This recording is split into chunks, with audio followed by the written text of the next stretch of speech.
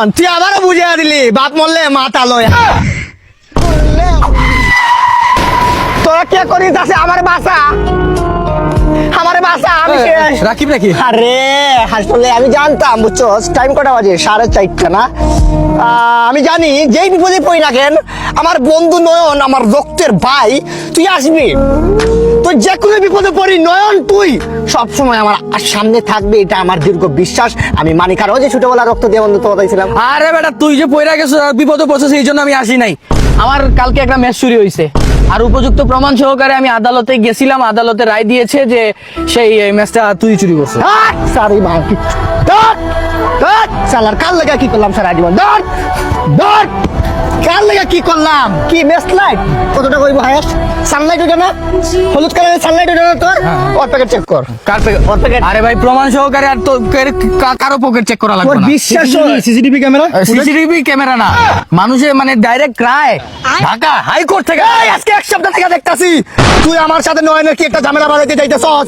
এই কালপুটের বাচ্চা দুধ করার যে এতদিন কালচা পুষছি অনেকদিন থেকে সে আমাদের বন্ধুত্বটা নষ্ট করার জন্য এটা হচ্ছে তার ফাঁদ, তার বিগেস্ট প্ল্যান এটা হতে পারে তোর আর আমার সারা জীবনের বন্ধুত্বটা আজকে নষ্ট হয়ে যেতে পারে। রাকিব ওই নিচে। আমি আর কথাবার্তা বাড়াইতে চাইতেছি না, আমার ম্যাচটা তুই দিয়ে দে। কিসের ম্যাচ লাই? বিগত এক মাসে আমার 150টা ম্যাচ চুরি হয়েছে। 150টা ম্যাচের ভিতরে তাহলে 150টা ম্যাচই আমি চুরি করছি। হ্যাঁ। তুই কি আমাকে ইঙ্গিত দিচ্ছ? তোরে ইঙ্গিত আমি ডাইরেক্ট বলতেছি তোরে এক প্লেটে ভাত খাইছে নয়ন, 2 প্লেটে ভাত খা, সমস্যা কি ভাই? আমার ম্যাচ দিয়ে দে। নয়ন এক কাপ দুধ দুইজনে একসাথে 2 ফাইট দিয়া এক মুখ দিয়ে খাইছিলাম। আমি খাওয়া ছাইড়া দিছি। নয়ন আমি তো নিজের ভাই বানাইছিলাম। আমি তোর সাথে দুধ খাওয়া ছাইড়া দিছি কারণ তুই ব্রাশ করছ না।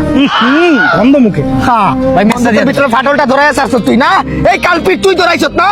মনে রাখিস তুই আজকে একটা কথা বলে গেলাম, ঠিক দুপুর 3টায় না আজকে ঠিক সন্ধ্যা 7টার সময় স্টুডিওটা তুই চেক দিবি। এই স্টোরি না। ভাই নয়ন তুই আবারও বুঝিয়ে দিলি বাপ মরলে মাথা লয়। হায় রে হায় সফল হয়েছে কে? তোরা আমি দোষী না, আমি দোষী কারে জানোস? ওই যে পাশে আহাত বটলাটা সে success, he is the biggest criminal. যে একটা কথা আছে না, ওই যে ক্রিমিনাল আজকে 1 মাস থেকে সে চেষ্টা করছে, সে কিন্তু পারছে। সালারে একটা মেসলাই যদি চুরি আমার বাবাকে 20 টাকা আমাকে দিতে পারবো না?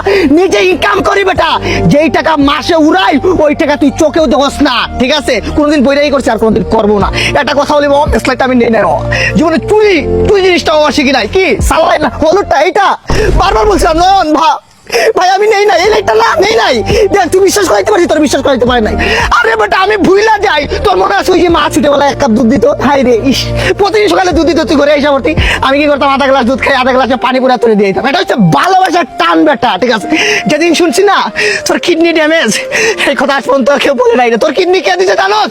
এই রাকিব দিচ্ছে বেটা, এইখান থেকে কিডনিটা দিছিলাম, গিরা থেকে ছুটে কিডনিটা দিয়ে দিছি। হারতে পারি নাই, দেখ তেরি ঝলক শরীফি হারতে পারি। গুজা বিরা একটা কথা বলি, বন্ধু বান্ধব একটা লাইন বলি তোরা, ঠিক আছে? আব্দুল করিমের একটা গান লেখা গেছিল, গানের অর্থ সহ তোরা আজকে বইলা দিব।